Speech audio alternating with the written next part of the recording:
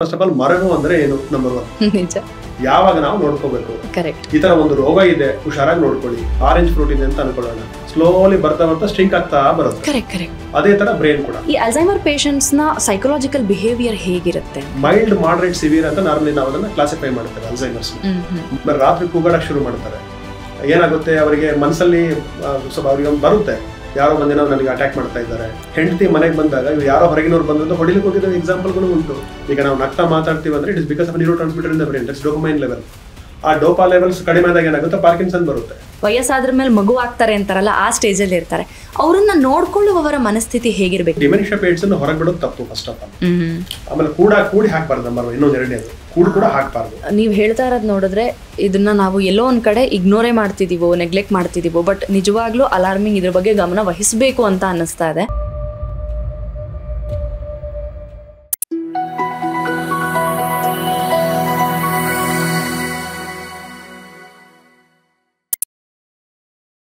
Sir ಈಗ checkup ಮಾಡಿಸ್ಕೋಬೇಕು test ಮಾಡಿಸ್ಕೋಬೇಕು ಅಂತೆಲ್ಲ ಮಾತಾಡಿದ್ವಿ ಬಟ್ ಇವಾಗ ಅನ್ನಿಸ್ತು ಮನೇಲಿ ವಯಸ್ಸಾದವ್ರು ಇದ್ದಾರೆ ಅವ್ರಿಗೇನೋ ಮೆಮೊರಿ ಇಶ್ಯೂ ಆಗ್ತಾ ಇದೆ ಅಂತ ಡಾಕ್ಟರ್ ಹತ್ರ ಹೋಗಬೇಕು ಅಂತ ಹೋದ್ವಿ ಬಟ್ ಒಂದು ಕ್ಯೂರಿಯಾಸಿಟಿ ಆಸ್ ಕಾಮನ್ ಮ್ಯಾನ್ ತಿಳ್ಕೊಳ್ಳೋಕ್ಕೆ ಇರೋದು ಅಂತೇನಂದ್ರೆ ಡಾಕ್ಟರ್ ಏನು ಟೆಸ್ಟ್ ಮಾಡ್ತಾರೆ ಈಗ ಡಯಾಬಿಟೀಸ್ ಅಂದರೆ ಬ್ಲಡ್ ತಗೊಳ್ತಾರೆ ಒಂದು ಪ್ಯಾರಾಮೀಟರ್ ಒಂದು ರಿಪೋರ್ಟ್ ಕೊಡ್ತಾರೆ ಇಷ್ಟಿರಬೇಕು ಇಷ್ಟೆಲ್ಲ ಇಷ್ಟಿದೆ ಅಂತ ಒಂದು ರೀಡಿಂಗ್ ನಮಗೆ ಫಿಸಿಕಲ್ ಆಗಿ ಕಾಣುತ್ತೆ ಬಟ್ ಇದರಲ್ಲಿ ಏನು ಟೆಸ್ಟ್ ಮಾಡ್ತಾರೆ ಸರ್ ಹೇಗಿರುತ್ತೆ ಇದರಲ್ಲಿ ಒಂದು ನ್ಯೂರೋಸೈಕಾಲಜಿಕಲ್ ಎಕ್ಸಾಮಿನೇಷನ್ ಒಂದು ಜನರಲ್ ಆಗಿರುವಂಥದ್ದು ಓಕೆ ಅದು ಕಂಪ್ಲೀಟ್ಲಿ ನಾನ್ ಇನ್ವೇಸಿವ್ ಅದು ಉಳಿದದ್ದು ಬಂದ್ಬಿಟ್ಟು ಸ್ಕ್ಯಾನಿಂಗ್ ಮಾಡ್ತಾರೆ ಬ್ರೈನ್ ಸ್ಕ್ಯಾನಿಂಗ್ ಮಾಡ್ತಾರೆ ಅಲ್ಲಿ ಏನ್ ಗೊತ್ತಾಗುತ್ತೆ ಬ್ರೈನ್ ಹೇಗಿದೆ ಅಂತ ಗೊತ್ತಾಗುತ್ತೆ ಅದು ಬ್ರೈನ್ ಸ್ಟ್ರಿಂಕ್ ಆಗ್ತಾ ಇದೆಯಾ ಅಲ್ಲಿ ಬ್ರೈನ್ ಹೇಗಿದೆ ಅದರ ಕಂಪ್ಲೀಟ್ ಪ್ರಮಾಣ ಎಷ್ಟಿದೆ ಸ್ಲೋ ಆಗ್ತಾ ಬರ್ತಾ ಇದೆಯಾ ಶ್ರಿಂಕ್ ಆಗಿದೆಯಾ ಶ್ರಿಂಕ್ ಅಂದ್ರೆ ಅರ್ಥ ಅಂದ್ರೆ ನ್ಯೂರೋ ಡಿಜನರೇಷನ್ ಸ್ಟಾರ್ಟ್ ಆಗಿದೆ ಅಂತ ಅರ್ಥ ಸೊ ಅಲ್ಲೊಂದು ಗೊತ್ತಾಗುತ್ತೆ ಇನ್ನೊಂದು ಒಂದು ಸ್ಪೆಕ್ಟ್ ಅಂತ ಕರೀತಾರೆ ಸುಮಾರು ಬೇರೆ ಬೇರೆ ಮೆಥಡ್ಸ್ ಎಲ್ಲ ಇದೆ ಕಂಪ್ಲೀಟ್ ಸ್ಕ್ಯಾನಿಂಗ್ ಅಂತಾರೆ ಬ್ರೈನ್ ಸ್ಕ್ಯಾನಿಂಗ್ ಅಂದ್ರೆ ಜನರಲ್ ಆಗಿ ಹೇಳುವಂತದ್ದು ಆ ಇಮೇಜ್ ಗಳು ನೋಡಿ ಗೊತ್ತಾಗುತ್ತೆ ಓಕೆ ಜನರಲ್ ಆಗಿ ಇವಾಗ ಹೋಗಿ ನಾನು ಏನಾರು ಇದನ್ನ ಟೆಸ್ಟ್ ಮಾಡಿಸ್ಕೋಬೇಕಂದ್ರೆ ಏನಂತ ಕೇಳಬೇಕು ಹಾಸ್ಪಿಟಲ್ ಅಥವಾ ಟೆಸ್ಟ್ ಮಾಡಿಸ್ಕೊಳ್ಳೋಕೆ ಅವ್ರಿಗೆ ನಾವು ಇದೆ ಮೆಮರಿ ಪ್ರಾಬ್ಲಮ್ಸ್ ನನಗೆ ಇದಾಗ್ತಾ ಇದೆ ಅದನ್ನ ಚೆಕ್ ಮಾಡಿ ಅಂದ್ರೆ ಕಂಪ್ಲೀಟ್ ಬ್ರೈನ್ ಸ್ಕ್ಯಾನಿಂಗ್ ಮಾಡೇ ಮಾಡಿಸ್ತಾರೆ ಬಂದಾಗ ನ್ಯೂರೋಸೈಕಾಲಜಿಕಲ್ ಎಕ್ಸಾಮಿನೇಷನ್ ಮಾಡಿ ಆ ಡೈರೆಕ್ಟ್ ಆಗಿ ಸ್ಕ್ಯಾನಿಂಗ್ ಅಂತೂ ಯಾರು ಮಾಡಿಸೋದೇ ಇಲ್ಲ ಅವ್ರಿಗೆ ಕೇಳ್ತಾರೆ ನಿಮ್ ಮೆಮರಿ ಹೇಗಿದೆ ಅವ್ರು ಕೆಲವು ಟೆಸ್ಟ್ ಗಳೇ ಮಾಡಬಹುದು ಮೆಮರಿ ಟೆಸ್ಟ್ ಗಳು ಮಾಡಬಹುದು ಅಂದ್ರೆ ನೀವು ಅವಾಗಲೇ ಹೇಳಿದಂಗೆ ಕ್ವೆಶ್ಚನರ್ ಇಟ್ಕೊಂಡು ಕ್ವೆಶ್ಚನರ್ ಇರುವಂತದ್ದು ಅಥವಾ ಮಾಡುವಂತದ್ದು ಆನಂತರ ಟೆಸ್ಟ್ ಗಳಿದೆ ಸುಮಾರು ಟೆಸ್ಟ್ ಗಳು ಬಹಳಷ್ಟಿದೆ ಅದನ್ನ ಡಾಕ್ಟರ್ಸ್ ಮಾಡ್ತಾನೆ ಬರ್ತಾರೆ ಮೇನ್ ಬಂದ್ಬಿಟ್ಟು ಬ್ರೈನ್ ಸ್ಕ್ಯಾನಿಂಗ್ ಮಾಡುವಂತದ್ದು ಅದ್ರಲ್ಲಿ ಏನಾಗುತ್ತೆ ಅಂದ್ರೆ ಜನರಲೈಸ್ ಹೇಳ್ಬೇಕಂತಂದ್ರೆ ಬ್ರೈನ್ ಸ್ಟ್ರಿಂಕ್ ಆಗ್ಲಿ ಸ್ಟಾರ್ಟ್ ಆಗುತ್ತೆ the brain start shrinking slowly because of the brain ageing ಅಂತ ಹೇಳ್ಬೋದು it is because neuro degeneration ಅಥವಾ ಎಕ್ಸಾಂಪಲ್ ಸುಮಾರು ಕಡೆ ನಾವು ಕೊಡ್ಬೇಕಾದ್ರೆ ಏನಂತ ಹೇಳ್ತೇವೆ ಒಂದು ಆರೆಂಜ್ ಫ್ರೂಟ್ ಇದೆ ಅಂತ ಅನ್ಕೊಳ್ಳೋಣ let us compare with brain ಅಂತ so when the orange fruit is very fresh and normal when it is kept in the open air ಏನಾಗುತ್ತೆ ಸ್ಲೋಲಿ ಬರ್ತಾ ಸ್ಟ್ರಿಂಕ್ ಆಗ್ತಾ ಬರುತ್ತೆ ಅದೇ ತರ ಬ್ರೈನ್ ಕೂಡ ಅಂದ್ರೆ ಬ್ರೈನ್ ಸೈಜ್ ಅಲ್ಲೇ ಬ್ರೈನ್ ಸೆಲ್ ಕಂಪ್ಲೀಟ್ ಆಗಿ ಡೆತ್ ಅಂದ್ಮೇಲೆ ಡಿಜನರೇಷನ್ ಸತ್ ಮೇಲೆ ಶ್ರಿಂಕ್ ಆಗ್ತಾನೆ ಬರುತ್ತೆ ನಮ್ಮ ದೇಹದ ಸೆಲ್ಗಳು ಕೂಡ ಹಾಗೇನೆ ಎಸ್ಪೆಷಲಿ ಒಂದು ಸ್ವಲ್ಪ ಹೈಟ್ ಕಡಿಮೆ ಆಗುತ್ತೆ ಅಂತ ಕೂಡ ಹೇಳ್ತಾರೆ ಬಿಕಾಸ್ ಆಫ್ ನಮ್ಮ ಇದರಲ್ಲಿ ಪಾದದ ಇದು ಸೌದೋಗುತ್ತೆ ಇದನ್ನೆಲ್ಲ ಸೋಲ್ ಸೌದೋಗುತ್ತೆ ಏಜ್ ಆಗ್ತಾ ಅಂತ but it's very negligible also but brain ಏನಾಗಿದೆ it will start shrinking that can easily observe in various stages of Alzheimer mild moderate severe ಅಂತ ನಾರ್ಮಲಿ ನಾವು ಅದನ್ನ ಕ್ಲಾಸಿಫೈ ಮಾಡ್ತೇವೆ ಅಲ್ಝೈಮರ್ಸ್ ನ ಮೈಲ್ಡ್ ಅಲ್ಲಿ ಹೇಗಿದೆ ಮಾಡರೇಟ್ ಅಲ್ಲಿ ಹೇಗಿದೆ ಸಿವಿಯರ್ ನಲ್ಲಿ ಹೇಗಿದೆ ಆಮೇಲೆ ಹಿಪ್ಪೋ ಕ್ಯಾಂಪಸ್ ಎಷ್ಟು ಶ್ರಿಂಕ್ ಆಗ್ತಾ ಇದೆ ಇಂಟ್ಯಾಕ್ಟ್ ಇದೆಯಾ ಶ್ರಿಂಕ್ ಆಗ್ತಾ ಇದೆಯಾ ಅದೆಲ್ಲದೂ ನಮ್ಮ ಇದರಲ್ಲಿ ಬ್ರೈನ್ ಇಮೇಜಸ್ ಅಲ್ಲಿ ಗೊತ್ತಾಗುತ್ತೆ ಓಕೆ ಬಟ್ ನೀವು ಹೇಳ್ತಾ ಇರೋದು ನೋಡಿದ್ರೆ ಇದನ್ನ ನಾವು ಎಲ್ಲೋ ಒಂದ್ ಕಡೆ ಇಗ್ನೋರೇ ಮಾಡ್ತಿದೀವೋ ನೆಗ್ಲೆಕ್ಟ್ ಮಾಡ್ತಿದೀವೋ ಬಟ್ ನಿಜವಾಗ್ಲೂ ಅಲಾರ್ಮಿಂಗ್ ಇದ್ರ ಬಗ್ಗೆ ಗಮನ ವಹಿಸಬೇಕು ಅಂತ ಅನ್ನಿಸ್ತಾ ಇದೆ ಬಟ್ ಇದ್ರ ಬಗ್ಗೆ ಅವೇರ್ನೆಸ್ ಅಂತ ಬಂದಾಗ ಏನೆಲ್ಲ ಕಾರ್ಯಚಟುವಟಿಕೆಗಳಾಗ್ತಾ ಇದೆ ಅಂತ ಹೇಳ್ಬೋದು ಸರ್ ನೀವು ಕಂಡ ಹಾಗೆ? ಖಂಡಿತ. ಅದಕ್ಕಿಂತ ಮುಂಚೆ ಒಂದು ವಿಚಾರ ಹೇಳ್ಬಿಡ್ತೇನೆ ಅವೇರ್ನೆಸ್ ಬಗ್ಗೆ ಬಂದಾಗ. ನೋಡಿ, ಅವೇರ್ನೆಸ್ ಅಂತಂದ್ರೆ ಜನರಿಗೆ ಮರುವು ಅಂತಂದ್ರೆ ಗೊತ್ತು. ಇದಕ್ಕೊಂದು ರೋಗ ಇದೆಯಾ ಅಂತ ಕೇಳಿದ್ರೆ ಅಯ್ಯೋ ರೋಗ ಇದೊಂದು ದೊಡ್ಡ ವಿಚಾರ ಅಂತ ಅನ್ಕೋತಾರೆ. ಮಾತ್ರ ಏನಾಯ್ತು ಅಂತ ಪ್ರಶ್ನೆ ಬರುತ್ತೆ. ಈಗ ನಾನು ಹೇಳ್ತಿರೋ ವಿಚಾರ ಅಂತಂದ್ರೆ ಉದಾಹರಣೆಗೆ ಒಬ್ಬ ಯಾರೇ ಆಗ್ಲಿ, ತಾಯಿ ಆಗ್ಲಿ ತಂದೆ ಆಗ್ಲಿ, ಅವ್ರು ಮೊದಲು ಹುಡುಗ ಇರ್ತಾನೆ, ನಂತರ ಚೆನ್ನಾಗಿ ಓದ್ಕೋತಾನೆ, ಒಂದು ಕೆಲಸ ಮಾಡ್ತಾನೆ, ನಂತರ ಒಂದು ಮದುವೆ ಆಗುತ್ತೆ, ಮಕ್ಕಳಾಗ್ತಾರೆ, ಎಲ್ಲ ನೋಡ್ಕೋತಾರೆ. ಒಬ್ಬ ಮನುಷ್ಯನಿಗೆ ಬರೀ ತನ್ನ ಫ್ಯಾಮಿಲಿ ಜವಾಬ್ದಾರಿ ಮಾತ್ರ, ಸಾಮಾಜಿಕ ಜವಾಬ್ದಾರಿ ಕೂಡ ಇರುತ್ತೆ. ಪ್ರತಿಯೊಬ್ರು ಸಾಮಾಜಿಕ ಕೊಡುಗೆ ಇರುತ್ತೆ. ಅಷ್ಟು ಸಾಮಾಜಿಕ ಕೊಡುಗೆ ಕೊಟ್ಟು ಒಂದು ದಿನ ಅವರಿಗೆ ಅಲ್ಝೈಮರ್ಸ್ ಬಂದಾಗ ಅವರ ಪರಿಸ್ಥಿತಿ ಹೇಗಿರುತ್ತೆ, ಅವರಿಗೆ ಅವರ ಹೆಸರೇ ಗೊತ್ತಿರೋದಿಲ್ಲ ಅಲ್ವಾ? It's a very pathetic condition. ಹಾಗಾಗಿ ನಾವು ಇದನ್ನು ಜನರಲೈಸ್ ಮಾಡ್ಲಿಕ್ಕೆ ಆಗೋದೇ ಇಲ್ಲ. ನಾವು ಅದನ್ನ ಇಗ್ನೋರ್ ಮಾಡಬಾರ್ದು ಅನ್ನೋದು ನಮ್ಮ ವಿಚಾರ. ಒಂದು. ಎರಡನೇದು, not only the patient, what about their patient care givers. ಎಷ್ಟು ತಂದೆ ಮಗ ಅಥವಾ ತಂದೆ ಮಗಳು, ತಾಯಿ ಮಗ ಯಾರೇ ಆಗ್ಲಿ, ಎಷ್ಟು ಕ್ಲೋಸ್ ಅನ್ಯೋನ್ಯತೆಯಿಂದ ಇದ್ದು ಅವ್ರ ಹೆಸರೇ ಗೊತ್ತಿಲ್ಲ, ಮುಖನೇ ಗೊತ್ತಿಲ್ಲ, ಹೆಂಡತಿ ಮನೆಗೆ ಬಂದಾಗ ಇವು ಯಾರೋ ಹೊರಗಿನವ್ರು ಬಂದಂತ ಹೊಡಿಲಿಕ್ಕೆ ಹೋಗಿದ್ದ ಎಕ್ಸಾಂಪಲ್ಗಳು ಉಂಟು. There are so many cases. ಯಾರೋ ಒಬ್ಬ ಪೇಷಂಟು ಮನೇಲಿದ್ದಾಗ ಯಾರೋ ಹೊರಗಿಂದ ಬಂದ್ರು, ಸ್ವಲ್ಪ ಅವರಿಗೆ ಭಯ ಇರುತ್ತೆ, ಅವ್ರು ಹೊಡೆದು ಸಾಯಿಸಿದ್ದು ಉಂಟು. ದೇಶದಲ್ಲೆಲ್ಲ ಬೇರೆ ದೇಶದಲ್ಲಿ ಸುಮಾರು ಅದರಲ್ಲಿ ಇನ್ಸ್ಟೆನ್ಸಸ್ ಇದೆ. ನಮ್ಮ ಕನ್ನಡ ಚಿತ್ರರಂಗ ಅಂತ ನೋಡಿದಾಗ ಗೋಧಿ ಬಣ್ಣ ಸಾಧಾರಣ ಮೈಕಟ್ಟು ಅಂತ ಒಂದು ಫಿಲಂ ಬಂತು, ಅನಂತ್ ನಾಗ್ ಸರ್ ಅವರು. ಆ ಆಂಗ್ಸೈಟಿ, ಆ ಇನ್ಸೆಕ್ಯೂರಿಟಿ ಅದನ್ನೆಲ್ಲ ತುಂಬಾ ಚೆನ್ನಾಗಿ ತೆರೆ ಮೇಲೆ ತರೋ ಪ್ರಯತ್ನ ಮಾಡಿದ್ದಾರೆ. ಅಂದ್ರೆ ಸುಮಾರು ಮೂವಿಗಳು ಬಂದಿದೆ, ಅದು ಕೂಡ ಒಂದು ಒಳ್ಳೆ ಮೂವಿ ಬಂತು. ಹೌದು. ಸೊ ಏನಾಗಿದೆ ಅದನ್ನ ನಾವು ಇಗ್ನೋರ್ ಮಾಡ್ಲಿಕ್ಕೆ ಆಗಲಿಕ್ಕಿಲ್ಲ ಅಂತ ಒಂದು ನನ್ನ ವಿಚಾರ ಅಷ್ಟೇ. ಹಾಗಾಗಿ ನಾವೇನಾಗಿದೆ, ಒಂದು ವಯಸ್ಸಾದ್ಮೇಲೆ ಅವರೆಲ್ಲ ಮಾಡ್ಬಿಟ್ರು ಮುಗಿತು ಅಂತ ಅಲ್ಲ, ಅವರು ಕೊನೆಯವರೆಗೂ ಒಬ್ಬ ಮನುಷ್ಯನೇ. ನಾ ಮತ್ತೆ ಹೇಳೋದೇನಂತಂದ್ರೆ ಬರೀ ಸಾಂಸಾರಿಕ ಮಾತ್ರ ಅಲ್ಲ, ಸಾಮಾಜಿಕ ಜವಾಬ್ದಾರಿ ಕೂಡ ಅವ್ರಿಗಿತ್ತು, ಈಗಲೂ ಇದೆ. ಅವರ ಕೊಡುಗೆ ಬಹಳ ಇರುತ್ತೆ. ಎಲ್ಲರೂ ತುಂಬಾ ದೊಡ್ಡ ಲೀಡರ್ ಆಗ್ಬೇಕಂತೇನಿಲ್ಲ, ಅವರ ಫ್ಯಾಮಿಲಿಗೆ ಅವರೇ ಲೀಡರ್, ಅವರೇ ಹೀರೋ. ಸೊ ಇದು ಖಂಡಿತ ಇರುವಂತದ್ದು. ಎರಡನೇದು ಬಂದು ಅವೇರ್ನೆಸ್ ಬಂದ್ರೆ, ಅನ್ಫಾರ್ಚುನೇಟ್ಲಿ ಏನಾಗಿದೆ ನಮ್ಮಲ್ಲಿ ಅವೇರ್ನೆಸ್ ತುಂಬಾ ಕೊರುತ್ತೆ. ಹಾಗಾಗಿ ಸುಮಾರು ಅಸೋಸಿಯೇಷನ್ಗಳು ಏನ್ ಮಾಡ್ತಾ ಇದೆ, ಅವೇರ್ನೆಸ್ ಕೊಡ್ತಾ ಇದೆ. ಏನಂತಂದ್ರೆ ಫಸ್ಟ್ ಆಫ್ ಆಲ್ ಮರಗು ಅಂದ್ರೆ ಏನು, ನಂಬರ್ 1 ಯಾವಾಗ ನಾವು ನೋಡ್ಕೋಬೇಕು, ಈ ತರ ಒಂದು ರೋಗ ಇದೆ ಹುಷಾರಾಗಿ ನೋಡ್ಕೊಳ್ಳಿ. ಯಾವಾಗ ನಾವು ಟೆಸ್ಟ್ ಮಾಡ್ಕೋಬೇಕು, ರೋಗ ಬಂದ್ಮೇಲೆ ಏನ್ ಮಾಡ್ಬೇಕು. ರೋಗ ಬಂದ್ಮೇಲೆ ಈಗ ಮಾಡ್ಲಿಕ್ಕೆ ಏನು ಸಾಧ್ಯನೇ ಇಲ್ಲ, ಯಾಕಂದ್ರೆ ಔಷಧಗಳಿಲ್ಲ ಅದಕ್ಕೆ. ಕೆಲವೇ ಔಷಧಗಳಿದೆ, ತುಂಬಾ ಸೈಡ್ ಎಫೆಕ್ಟ್ಸ್ ಇದೆ. ಹಾಗಾಗಿ ತುಂಬಾ ಎಚ್ಚೆತ್ಕೋಬೇಕಾಗುತ್ತೆ. ಈಗ ಡಯಾಬಿಟಿಸ್ ನ ನಾವು ಒಂದು ರೀತಿಯಲ್ಲಿ ಕಂಟ್ರೋಲ್ ಮಾಡ್ಕೋಬಹುದು, ನಿರ್ಧಾರ ಮಾಡಿದ್ರೆ ಕೇರ್ ಮಾಡ್ಕೋಬಹುದು. ಇದನ್ನ ಹೇಗ್ ಮಾಡ್ತೀರಾ, ಇರ್ರಿವರ್ಸಿಬಲ್. ಒಂದ್ಸರಿ ಮರ್ತೋದ್ರೆ ಕಂಪ್ಲೀಟ್ ಮರ್ತೋದಾಗೆ ಲೆಕ್ಕ.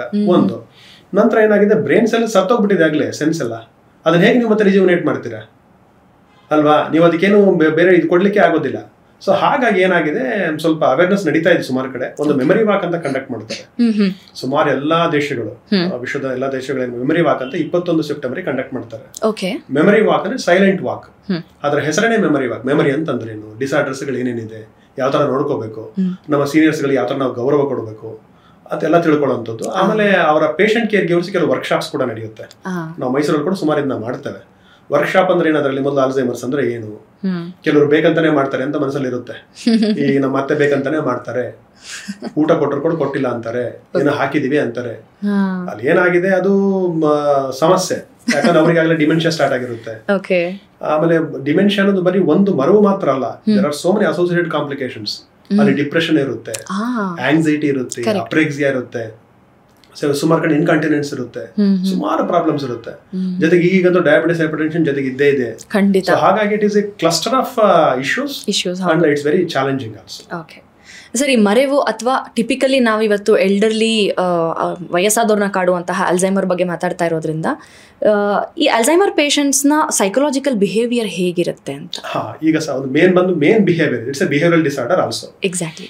ಉದಾಹರಣೆಗೆ ಒಂದೇನಂತಂದ್ರೆ, ಸುಮಾರು ಮಾತಾಡೋದಿದೆ ಬಟ್ ಅಲ್ಝೈಮರ್ಸ್ ಬಗ್ಗೆ ಕೆಲವು ಹೇಳೋದೇನಂತಂದ್ರೆ, ಒಂದು ಮರ್ತ್ ಹೋದಾಗ ಏನಾಗುತ್ತೆ, ಅವ್ರು ಮರ್ತಿದ್ದೇನೆ ತೋರಿಸ್ಕೊಳ್ಳಲ್ಲ ಸುಮಾರು ಜನ. ಏನಾಗುತ್ತೆ, ಮರ್ತೋದ್ರು ಕೂಡ ನೆನಪಿದೆ ಅಂತಾನೆ ಸುಮಾರು ಜನ ಹೇಳ್ಕೊಳ್ಳುವಂಥದ್ದು ಜನರಲ್ ಲಕ್ಷಣ. ಅದು ಒಂದು ಎಕ್ಸಾಂಪಲ್ ಕೊಟ್ಟ ಮುಂದೆ ಹೋಗ್ತಾನೆ. ಇಲ್ಲೇ ಮೈಸೂರಲ್ಲೇ ದಟ್ಟಗಳಲ್ಲಿ ಒಂದು ವಾಕಿಂಗ್ ಮಾಡ್ಬೇಕಾದ್ರೆ ಸುಮಾರು ಜನ ಬರುವಂತವ್ರು. ಅದ್ರಲ್ಲಿ ಒಬ್ರು ಸ್ವಲ್ಪ ವಯಸ್ಸಾದವರು, ಒಂದು 75-76 ವರ್ಷ, ತುಂಬಾ ಒಳ್ಳೆ ಮನುಷ್ಯ. He was A professor and very good, ತುಂಬಾ ಚೆನ್ನಾಗಿ ಮಾತಾಡುವಂತವ್ರು. ಸ್ವಲ್ಪ ದಿನಗಳ ನಂತರ ಅಬ್ಸರ್ವ್ ಮಾಡಿದಾಗ ಒಂದೇ ಕಡೆ ನಿಂತ್ಕೊಂಡವರು ಬಂದವ್ರನ್ನೆಲ್ಲ ಹೇಗಿದ್ಯಪ್ಪ, ಚೆನ್ನಾಗಿದ್ಯಾ ಅಂತ ಕೇಳೋರು. ಅವರು ಸಡನ್ ಚೇಂಜ್ ಆಫ್ ಬಿಹೇವಿಯರ್. ನಮಗೆಲ್ಲ ಅನಿಸ್ತಾ ಇಲ್ಲ, ಬೇಕಾದ್ರೆ ದಿನ ಮಾತಾಡ್ತಾ ಇದ್ವಿ. ಆಮೇಲೆ ಒಂದ್ಸರಿ ಯಾರನ್ನೋ ಕೇಳಿದಾಗೆಲ್ಲ ಏನಾಗಿದೆ, ಅವ್ರು ಯಾರಂತ ಗೊತ್ತೇ, ಹೊಸಬ್ರು ಯಾರು. ಆಗ ಅವ್ರು ಒಂದ್ಸರಿ ಮಗ ಅವ್ರು ವಾಕಿಂಗ್ ಬಂದಾಗ ಕೇಳಿದಾಗ ಏನು ಅಂತಂದ್ರೆ, ಈಗಲೂ ಎಲ್ಲ ಕಡೆ ಹಾಗೆ ಮಾಡ್ತಾ ಇದಾರೆ ಅವರು ಅಂತ. ಅಂದ್ರೆ ಅವ್ರು he don't want to show that he has got a memory problem. ಹಾಗೆ ಬಂದವ್ರ ಹತ್ರ ನೀವು ಚೆನ್ನಾಗಿದ್ದೀರಾ ಅಂತ ಕೇಳ್ತಾರೆ, ನಾರ್ಮಲ್ ಆಗಿರೋ ತರ ಪ್ರಿಟೆಂಡ್ ಮಾಡಕ್ಕೆ ಟ್ರೈ ಮಾಡ್ತಿದ್ದಾರೆ. ಒಂದ್ಸರಿ ತಮಾಷೆಗೆ ಪರವಾಗಿಲ್ಲ, ಬಟ್ ದರ್ ಇಸ್ ಸೀರಿಯಸ್ನೆಸ್ ಅಲ್ಲಿ ಪ್ರಾಬ್ಲಮ್. ಆಮೇಲೆ ನಂತರ ಸ್ನಾನ ಮಾಡಿ ಬಟ್ಟೆ ಹಾಕೊಳ್ದೇವೆ ಹಾಗೇನೆ ಬಂದ್ಬಿಡೋದು ಒಂದ್ಸರ್ತಿ, ಅನ್ಇಂಟೆನ್ಷನಲಿ ಅದು ಬಂದಿರೋಂಥದ್ದು. ಸೊ ಇದೆಲ್ಲ ಒಂದು ಸಿಂಪ್ಟಮ್ ಅಂತ ಹೇಳ್ಬೋದು. ಎರಡನೇದೇನಂತಂದ್ರೆ, ಆದಷ್ಟು ಬೇಗ ಕೋಪ ಮಾಡ್ಕೊಂಡ್ಬಿಡೋದು, ಭಯಂಕರ ಕೋಪ. ಯಾಕೆಂತಂದ್ರೆ ಇದರಲ್ಲಿ ಬ್ರೈನ್ ಅಲ್ಲಿ ಕೆಲವು ನ್ಯೂರೋ ಟ್ರಾನ್ಸ್ಮಿಟರ್ಸ್ ಅಂತ ಇರುತ್ತೆ, ಅದು ಒಂದು ಆಪ್ಟಿಮಮ್ ಕಾನ್ಸಂಟ್ರೇಷನ್ ಅಲ್ಲಿ ಇರಬೇಕು. ಅದರಲ್ಲಿ ಒಂದು ನ್ಯೂರೋ ಟ್ರಾನ್ಸ್ಮಿಟರ್ ಅಸ್ಟೈಲ್ ಕೊಲಿನ್ ಅಂತ, ಈಗ ಸ್ವಲ್ಪ ರಿಸರ್ಚ್ ಬರ್ತೇನೆ. ಅಸ್ಟೈಲ್ ಕೊಲಿನ್ ಅಂತ ಒಂದು ನ್ಯೂರೋ ಟ್ರಾನ್ಸ್ಮಿಟರ್ ಏನಿದೆ, it maintains the memory in the brain. Acetylcholine concentration optimum ಆಗಿ ಇರಬೇಕು, ಕಡಿಮೆ ಇರಬಾರ್ದು. ಕಡಿಮೆ ಇದ್ದಾಗ ಏನಾಗುತ್ತೆ, ಮೆಮರಿ ಕಡಿಮೆ ಆಗ್ತಾ ಹೋಗುತ್ತೆ. ಅದು ಕಡಿಮೆ ಹೆಚ್ಚು ಯಾವಾಗ ಆಗುತ್ತೆ, ಅದೊಂದು ಮಾತ್ರ ಆಗೋದಿಲ್ಲ. It is connected with 5-HT, five hydroxytryptamine and ಬೇರೆ ಬೇರೆ ನ್ಯೂರೋ ಟ್ರಾನ್ಸ್ಮಿಟರ್ಸ್ ಕೂಡ ಇದೆ, ಡೋಪಮೈನ್ಸ್ ಎಲ್ಲ ಇದೆ. ಡೋಪಾ ಲೆವೆಲ್ಸ್ ಚೆನ್ನಾಗಿದ್ದಾಗ ಏನಾಗುತ್ತೆ, ಅವ್ನು ಕಾಮ್ ಕೂಲ್ ಆಗಿರ್ತಾನೆ, ನಗ್ತಾ ಇರ್ತಾರೆ, ಖುಷಿಯಾಗಿರ್ತಾರೆ. Normally neurotransmitter levels down ಆದಾಗ ಅವು ಜೊತೆಗೆ ಡೌನ್ ಆಗ್ತಾ ಇರುತ್ತೆ, ಕೆಲವು ಹೆಚ್ಚಾಗುತ್ತೆ, ಕೆಲವು ಡೌನ್ ಆಗುತ್ತೆ. ಆ ಡೌನ್ ಆದಾಗ ಏನಾಗುತ್ತೆ, ಡೌನ್ ಅಂದ್ರೆ ಕಾನ್ಸಂಟ್ರೇಷನ್ ಕಡಿಮೆ ಆಗುತ್ತೆ. ಆಗೇನಾಗುತ್ತೆ, ಅವ್ರು ಒಂಥರ ಬೇಜಾರಲ್ಲಿರುವಂತದ್ದು, ಆಮೇಲೆ ನೀವು ಕೇಳಿರ್ಬೋದು ಈವ್ನಿಂಗ್ ಸಿಂಡ್ರೋಮ್ ಅಂತ ಕರೀತಾರೆ. ನೀವು ಅಬ್ಸರ್ವ್ ಮಾಡಿದ್ರೆ ಸುಮಾರು ಜನಕ್ಕೆ ಸಂಜೆ ಆದಾಗ ಸ್ವಲ್ಪ ಲೋ ಅಂತ ಫೀಲ್ ಆಗುತ್ತೆ, ಜನರಲೈಸ್ ಒನ್. ಬಟ್ ಇಲ್ಲಿ ಆ ತರ ಅಲ್ಲ, ರೆಗ್ಯುಲರ್ ಆಗಿ ಯಾವಾಗ್ಲೂ ಆಗುವಂತದ್ದು, ಯಾವ್ದು ಖುಷಿನೇ ಇರೋಂಥದ್ದು, ಇಲ್ಲದೆ ಇರೋಂಥದ್ದು.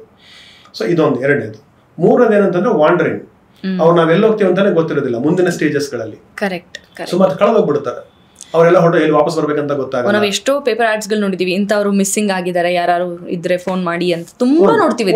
ಅವರು ಹೋಟೆಲ್ಗೆ ಏನು ಟಿಫನ್ ಮಾಡ್ಲಿಕ್ಕೆ ಹೋಗಿರ್ತಾರೆ, ಟಿಫನ್ ಮಾಡ್ಬಿಟ್ಟು ನಾನು ATM ಬಂದಿದ್ದೆ, ಹಣ ವಿತ್ಡ್ರಾ ಮಾಡಿದ್ದೆ ಅಂತ ಹೇಳ್ತಾರೆ. ಎಲ್ಲಿ ನನ್ನ ಹಣ ಯಾರೋ ಎತ್ಕೊಂಡ್ಬಿಟ್ರು ಅಂತ. ಸೊ ಇದೆಲ್ಲ confidence. So there are so many things to be, it's a complex behavioural disorder.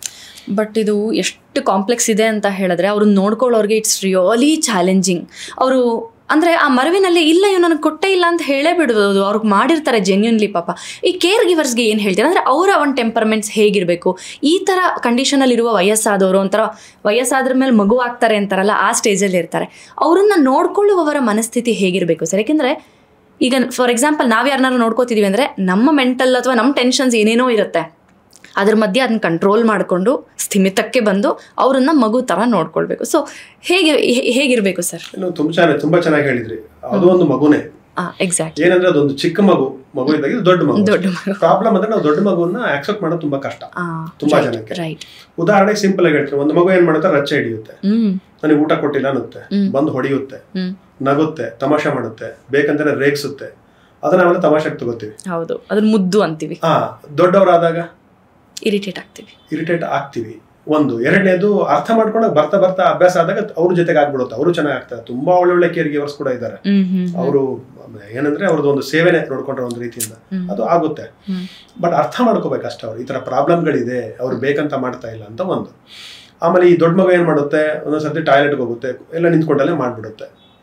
ಈಗ ಅಷ್ಟೇನೆ 1.5 ವರ್ಷದ ಮಗು ಏನು ಇರ್ತೋ ಮೊದಲು, ಅದೇ ರೀತಿ ಇದು ಕೂಡ ಅಷ್ಟೇ, ಡಿಫ್ರೆನ್ಸ್ ಏನಿಲ್ಲ ಅದರಲ್ಲಿ. ಸೊ ಸೇಮ್ ಕಂಡೀಷನ್ಸ್ ಎಲ್ಲ ಇರುವಂತದ್ದು. ಏನಂದ್ರೆ ಸ್ವಲ್ಪ ಇದು ಫಿಸಿಕಲಿ ಸ್ಟ್ರಾಂಗ್ ಆಗಿರುತ್ತೆ, ದೊಬ್ಬುತ್ತೆ, ಹೊಡೆದ್ರೆ ಪೆಟ್ಟು ಜಾಸ್ತಿ ಬೀಳುತ್ತೆ, ಅದೊಂದು. ಸೊ ಇಟ್ ಇಸ್ ಒಂದು ರೀತಿಯಿಂದ ಇಗ್ನೋರ್ಡ್ ಚೈಲ್ಡ್ ಒಂದು ರೀತಿ ನೋಡ್ಕೊಂಡ್ರೆ. So these R the very challenging one. ಆಮೇಲೆ ನೀವು ಹೇಳ್ತಾ ಇದ್ರಿ ಪೇಷಂಟ್ ಕೇರ್ ಗಿವರ್ಸ್ ಏನು ಅಂತ. Patient care givers first of all ಇದ್ರ ಬಗ್ಗೆ ತುಂಬಾ ಚೆನ್ನಾಗಿ ಅರ್ಥ ಮಾಡ್ಕೋಬೇಕು. ಡಿಮೆನ್ಷಿಯಾ ಅಂದ್ರೆ ಏನು, ಇದರ ಕಂಡೀಷನ್ಸ್ ಅನ್ನು ಏನೇನು ಇರ್ತದೆ, ಇವ್ರನ್ನ ದಿನ ಸ್ಟಡಿ ಮಾಡಬೇಕು, ಅವ್ನು ಯಾವ ತರ ನೋಡ್ಕೊಳ್ಬೇಕಂತ ಪುಸ್ತಕಗಳು ಓದಬೇಕು. ಸುಮಾರು ಯೂಟ್ಯೂಬ್ಗಳು ವಿಡಿಯೋಗಳು ಸಿಗುತ್ತೆ. ನೀವು ಅವಾಗಲೇ ಮಾತಾಡುವಾಗ ಹೇಳಿದ್ರಿ ವರ್ಕ್ಶಾಪ್ ನ ಕೂಡ ಮಾಡ್ತೀವಿ ಅಂತ, ಅಲ್ಲಿ ಇದನ್ನೆಲ್ಲ ತಿಳಿಸ್ಕೊಡ್ತೀರಾ? ಹೌದು. ಈಗ ನಮ್ಗೆ ಕೆಲವು ಪುಸ್ತಕಗಳು ಕೂಡ ಇದೆ. ಆ ಪುಸ್ತಕ ಕೂಡ ಸ್ವಲ್ಪ ಮಾಹಿತಿ ಕೊಡುತ್ತೆ, ಫುಲ್ ಮಾಹಿತಿ ಕೊಡ್ಲಿಕ್ಕೆ ಸಾಧ್ಯನೇ ಇಲ್ಲ. ಯಾಕೆಂತಂದ್ರೆ ಒಬ್ಬ ಪೇಷಂಟ್ ಒಂದೊಂದ್ ತರ ಇರ್ತಾರೆ, ಕೇರ್ ಗಿವರ್ಸ್ ಬೇರೆ ಇರ್ತಾರೆ. ಜನರಲೈಸ್ ಹೌದು ಮಾಡಿ ಯಾವ ತರ ಮಾಡ್ಕೋಬಹುದು ಅಂತ ಒಂದು. ಎರಡನೇ, ನಾವು ನಮ್ಮ ಇದರಲ್ಲಿ ವರ್ಕ್ಶಾಪ್ ಅಲ್ಲಿ ತಿಳಿಸ್ತೇವೆ ಮೊದಲು ಅಲ್ಝೈಮರ್ಸ್ ಅಂದ್ರೆ ಏನು, ಡಿಮೆನ್ಷಿಯಾ ಅಂದ್ರೆ ಏನು, ಯಾವ ತರ ನೋಡ್ಕೋಬೇಕು, ಏನೇನು ಕಂಡೀಷನ್ಸ್ ಫೇಸ್ ಮಾಡಬಹುದು. ಜೊತೆ ನಾವು ಪೇಷಂಟ್ ಕೇರ್ ಗಿವರ್ಸ್ ನಲ್ಲಿ ಕರೆಸಿರ್ತೇವೆ, ಅಲ್ಲಿ ಜೊತೆಗಿರುವಂತವ್ರೆ ಅಲ್ಲಿ ಬಂದು ಅವ್ರು ಎಕ್ಸ್ಪ್ರೆಸ್ ಮಾಡ್ತಾರೆ. ಹೇಗೆ ಅಂತಂದ್ರೆ ಒಂದೊಂದ್ ಸರ್ತಿ ಪೇಷಂಟ್ಗೆ ನುಂಗೋದ್ ಮರ್ತೋಗ್ಬಿಡುತ್ತೆ, ಇಲ್ಲಿ ಸುಮ್ಮನೆ ಇಟ್ಕೊಂಡಿರ್ತಾರೆ. ಹೌದು, ಉಗುಳು ನುಂಗೋದ್ ಮರ್ತೋಗುತ್ತೆ, ಬಾಯಲ್ಲಿ ಊಟ ಹಾಕ್ಬಿಟ್ರೆ ಚೋಕ್ ಆಗ್ಬಿಡುತ್ತೆ. So these are some of the challenges faced by patient care givers. ಅದು ಸುಮಾರಿದೆ ಮಾತಾಡ್ಲಿಕ್ಕೆ. ಅಂದ್ರೆ ಟೆಕ್ನಿಕಲ್ ಆಗಿ ಒಂದಾದ್ರೆ ಇನ್ನೊಂದು ಇಮೋಷನಲ್ ಆಗೂನು ಸ್ವಲ್ಪ ಅವರು ಅಲ್ಲ, ಎಮೋಷನಲ್ ಆಗಿ ಏನಿದೆ ಅದು ಭಯಂಕರ ಡೆಫಿನೆಟ್ಲಿ. ಬಿಕಾಸ್ ನ್ಯೂರೋ ಟ್ರಾನ್ಸ್ಮಿಟರ್ಸ್ ಅಂತ ನಾನು ಹೇಳಿದಾಗ it is connected with emotion, thinking, activity, everything. ಯಾಕಂದ್ರೆ ಇಡೀ ದೇಹನ ಮೇಂಟೈನ್ ಮಾಡ್ತಾ ಇರೋದೇ ಬ್ರೈನ್. ಅದು entire thing is maintain by brain. ಈಗ ನಾವು ನಗ್ತಾ ಮಾತಾಡ್ತೀವಿ ಅಂದ್ರೆ it is because of neuro transmitter in the brain, that's dopamine level. ಆ ಡೋಪಾ ಲೆವೆಲ್ಸ್ ಕಡಿಮೆ ಆದಾಗ ಏನಾಗುತ್ತೆ, ಪಾರ್ಕಿನ್ಸನ್ ಬರುತ್ತೆ, ಕೈ ಶೇಕ್ ಆಗ್ಲಿಕ್ಕೆ ಶುರು ಆಗುತ್ತೆ. And again they are connected. AD and PD are connected. Alzheimer's disease and Parkinson disease, they are both of interconnected. But at least PD ಗೆ ನಮಗೆ at least ಸ್ವಲ್ಪ ಮೆಡಿಸಿನ್ಸ್ ಇದೆ, AD ಗೆ ಇದೆ, ಬಟ್ ಸೈಡ್ ಎಫೆಕ್ಟ್ಸ್ ಬಹಳ ಇದೆ. So coming to the point again, patient care givers workshop ಅಲ್ಲಿ ಇದೆಲ್ಲ ನಡೆಯುತ್ತೆ, ತಿಳಿಸುವಂತದ್ದು. ಆಮೇಲೆ ಎಲ್ಲದಕ್ಕಿಂತ ಹೆಚ್ಚಾಗಿ ತಾವೊಂದು ಕಾಮ್ ಆಗಿರ್ಬೇಕು. ಉದಾಹರಣೆ, ಒಂದು ಮಗು ಬರುತ್ತೆ, ಸಿಕ್ಕಾಪಟ್ಟೆ ಕೋಪದಿಂದ ಬರುತ್ತೆ. ಅದ್ರ ಜೊತೆ ನಾವು ಕೋಪದಲ್ಲಿ ಮಾತಾಡಿದ್ರೆ ಅದೇ ನನ್ ಕೇಳುತ್ತಾ? ಖಂಡಿತ ಕೇಳೋದು. ನಾವೇನ್ ಮಾಡ್ತೇವೆ, ನಾವು ನಗ್ತಾ ಮಾತಾಡ್ತೇವೆ, ನಿಧಾನಕ್ಕೆ ಇಲ್ಲ ಬಾಮರಿ ಪುಟ್ಟ ಅಂತ ಕರಿತೇವೆ. ಅದೇ ರೀತಿ ಅಲ್ಲೂ ಆದ್ರೆ ಆಗುತ್ತೆ ಒಂದು ವಿಚಾರ. ಹಾಗಾಗಿ ಕೆಲವೊಂದು ಇಗ್ನೋರ್ ಮಾಡ್ಬೇಕಾಗುತ್ತೆ. ಆಮೇಲೆ ರಾತ್ರಿ ಕೂಗಾಡಕ್ ಶುರು ಮಾಡ್ತಾರೆ. ಏನಾಗುತ್ತೆ, ಅವರಿಗೆ ಮನಸ್ಸಲ್ಲಿ ಸ್ವಲ್ಪ ಅವ್ರಿಗೆ ಒಂದು ಬರುತ್ತೆ, ಯಾರೋ ಬಂದೇನೋ ನನಗೆ ಅಟ್ಯಾಕ್ ಮಾಡ್ತಾ ಇದ್ದಾರೆ, ಯಾರೋ ನನ್ನ ಬಂದು ಕಿವಿಲಿನ ಹೇಳ್ತಾ ಇದ್ದಾರೆ. So some of the conditions ತುಂಬಾ ಟೆಕ್ನಿಕಲ್ ಹೋಗ್ಲಿಕ್ಕೆ ಹೋಗೋದಿಲ್ಲ. But these are the problems faced by the patients. In turn patient care ಗಿವರ್ಸ್ಗೂ ಸಮಸ್ಯೆ ಆಗುತ್ತೆ. ಯಾಕಂದ್ರೆ 24/7 ನೋಡ್ಕೋಬೇಕಾಗುತ್ತೆ. ಯಾಕಂದ್ರೆ ಮಧ್ಯದಲ್ಲಿ ಯಾವ ಬೇಕಾದ್ರೆ ಇಳಿದೋಗ್ಬೋದು, ಕೆಳಗ್ ಬಿಡಬಹುದು ಅವರು. ಹಾಗಾಗಿ ಅಬ್ಸರ್ವ್ ಮಾಡ್ತಾ ಇರ್ಬೇಕಾಗುತ್ತೆ. ಹಾಗಾಗಿ ಪೇಷಂಟ್ ಕೇರ್ ಮೊದಲು ತಮ್ಮ ಆರೋಗ್ಯದ ಜೊತೆಗೆ ಇವನು ಕೂಡ ನೋಡ್ಕೋಬೇಕು. ನಿಜ, ನೀವು ಈಗ ತಾನೇ ಹೇಳಿದ್ರಿ ಅವರು ಬಿದ್ದು ಹೋಗ್ತಾರೆ ಅಥವಾ ಅವ್ರನ್ನ ನೋಡ್ಕೊಳ್ಳು 24/7 ಕಣ್ಣಿಟ್ಟಿರಬೇಕು ಅಂತ ಹೇಳಿ. ಈ ನಿಟ್ಟಿನಲ್ಲಿ ನೋಡೋದಾದ್ರೆ ಟೆಕ್ನಾಲಜಿಕಲಿ ಏನು ಅಡ್ವಾನ್ಸ್ಮೆಂಟ್ ಇದೆ? ಯಾಕೆಂದ್ರೆ ಇವಾಗ ಇಲ್ಲೇ ಹೋಗ್ತೀನಿ ಅಂತ ಹೋಗ್ತಾರೆ ಅಥವಾ ಬಾಗಿಲು ತೆಗೆದಿರುತ್ತೆ ಸುಮ್ಮನೆ ಹೊಟ್ಟೋಗ್ತಾರೆ. ಮಿಸ್ಸಿಂಗ್ ಕೇಸಸ್ ಎಷ್ಟೊಂದು ನಾವು ದಿನ ಬೆಳಗಾದ್ರೆ ಪೇಪರಲ್ಲಿ ನೋಡ್ತೀವಿ. ಅವರನ್ನ ಟ್ರ್ಯಾಕ್ ಮಾಡಲಿಕ್ಕೆ ಏನಾದರೂ ಟೆಕ್ನಾಲಜಿಕಲ್ ಅಡ್ವಾನ್ಸ್ಮೆಂಟ್ಸ್ ಆಗಿದೆಯಾ? ಏನೇನಿದೆ ಅಂತ? ಟೆಕ್ನಾಲಜಿಕಲ್ ಅಡ್ವಾನ್ಸ್ ತುಂಬಾ ಚೆನ್ನಾಗಿದೆ. ಓಕೆ. ಬಟ್ ಏನಂತಂದ್ರೆ ಡಿಮೆನ್ಷಿಯಾ ಪೇಷಂಟ್ಸ್ ಅನ್ನು ಹೊರಗೆ ಬಿಡೋದು ತಪ್ಪು ಫಸ್ಟ್ ಆಫ್ ಆಲ್. ಆಮೇಲೆ ಕೂಡಿ ಹಾಕ್ಬಾರ್ದು. ನಂಬರ್ 1. ಇನ್ನೊಂದು ಎರಡನೇದು ಕೂಡ್ ಕೂಡ ಹಾಕ್ಬಾರ್ದು. ಮನೇನೆ ಆತರ ಮಾಡ್ಕೋಬೇಕು. ನಾನು ಜಪಾನಲ್ಲಿ ಆತರ ಮಾಡ್ತಾರೆ. ಆಮೇಲೆ ಪಾಯಿಂಟಿಗೆ ಬರ್ತೇನೆ. ವಾಂಡರಿಂಗ್ ಪಾರ್ಕ್ ಅಂತಾನೆ ಮನೇಲಿ ಮಾಡ್ಕೊಂಡಿರ್ತಾರೆ ಏರಿಯಾ ಅಂತ ಹೇಳ್ಬಿಟ್ಟು. ಅದು ನಮ್ಮಲ್ಲಿ ಸಾಧ್ಯ ಆಗೋದಿಲ್ಲ. ಏನಂತಂದ್ರೆ there are some tracking devices. Simple ಆಗಿ GPS ಇದೆ, ಗ್ಲೋಬಲ್ ಪೊಸಿಷನಿಂಗ್ ಸರ್ವಿಸಸ್ ಇದೆ. ನಂತರ ಆಮೇಲೆ ಇದು ಯಾವುದು ಬಾಡಿ ಮೂವ್ಮೆಂಟ್ಸ್ ಇದು ಕೂಡ ಬರುತ್ತೆ. ಲಾಕೆಟ್ಸ್ ಬರುತ್ತೆ. Then we have got bracelets also, rings also, ಎಲ್ಲದೂ ಬರುತ್ತೆ. ಯಾಕಂದ್ರೆ ಮೊಬೈಲ್ ಬರೋ GPS ವರ್ಕ್ ಆಗೋದಿಲ್ಲ. ಮೊಬೈಲ್ ತಗೊಂಡೋಗೋದು ಮರ್ತೋದ್ಮೇಲೆ ಏನು ಮಾಡಕ್ಕಾಗಲ್ಲ. So that can be put in a shirt or that can be put in a locket or that can be put as a bracelet or something like that. ಅದು location ಮಾಡ್ಲಿಕ್ಕೆ ಅದು ಸಾಧ್ಯತೆ ಇದೆ. ಬಟ್ ಹೊರಗೋದ್ಮೇಲೆ ನೀವ್ ಏನ್ ಮಾಡಿದ್ರು ಕಷ್ಟನೇ. ಅದು ಎಲ್ಲಾದ್ರೂ ಬಿಚ್ಚು ಹಾಕ್ಬೋದು, ಹೇಳಕ್ಕಾಗಲ್ಲ. ಇದನ್ನ ಹೊಸದು ಅಂತ ಹೇಳ್ಬೋದು, ಅದು ಚಾನ್ಸಸ್ ಇದೆ. ಸೊ ಅದು ಟೆಕ್ನಿಕಲ್ ಅಡ್ವಾನ್ಸ್ಮೆಂಟ್ಸ್ ಅಷ್ಟಿದೆ.